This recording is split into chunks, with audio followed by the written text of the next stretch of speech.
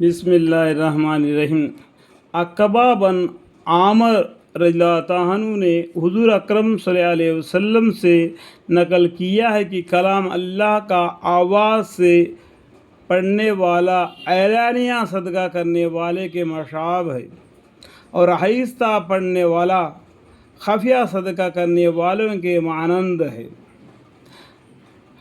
सदका बाद अवकात एलानिया अफजल होता है जिस वक़्त दूसरों की तरगीब का सबब हो या और कोई मसलहत हो, और बाद अवकात मख्फी अफजल होता है जहाँ रिया का शब हो या दूसरे का तज़लील होती हो वगैरह वगैरह। इस तरह कलाम अल्लाह शरीफ का बाद अवकात में आवाज़ से पढ़ना अफजल है जहाँ दूसरों की तरगीब का सबब हो, और इसमें दूसरों के सुनने का सवाब भी होता है। और बाज़ अवकात आहिस्ता पढ़ना अफजल होता है जहाँ दूसरों को तकलीफ़ हो या रिया का एहतमाम हो वगैरह वगैरह।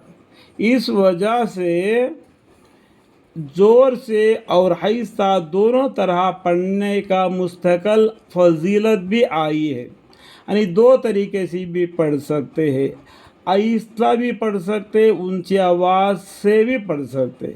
ऐसा ही सदका छुपके से भी कर सकते और एलानिया दिखा कर भी कर सकते।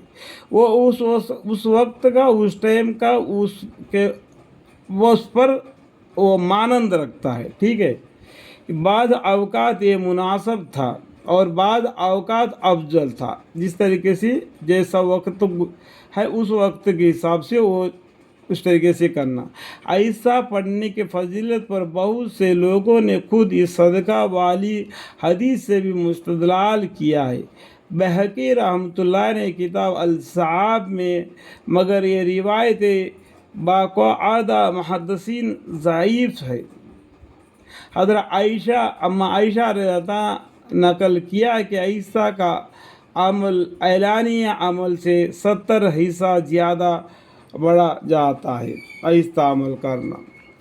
जाबर रज़ियल्लाहु अन्हु ने हुज़ूर अकरम सल्लल्लाहु अलैहि वसल्लम से नकल किया है कि पुकार कर इस तरह मत पढ़ो कि एक के आवाज़ दूसरे के साथ खताब हो जावे।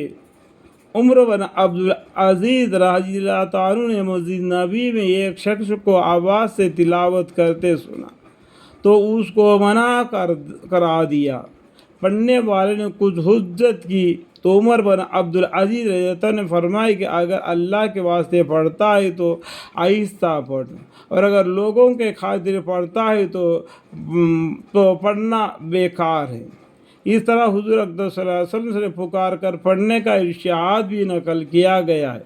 शरअहिया में दोनों तरह की रिवायत आज़ा जिक्र की गई है। ये ऊंची आवाज़ से भी पढ़ो या छोटी, उसके उस वक्त की पर मानंद है, वक्त को पर महदूद है।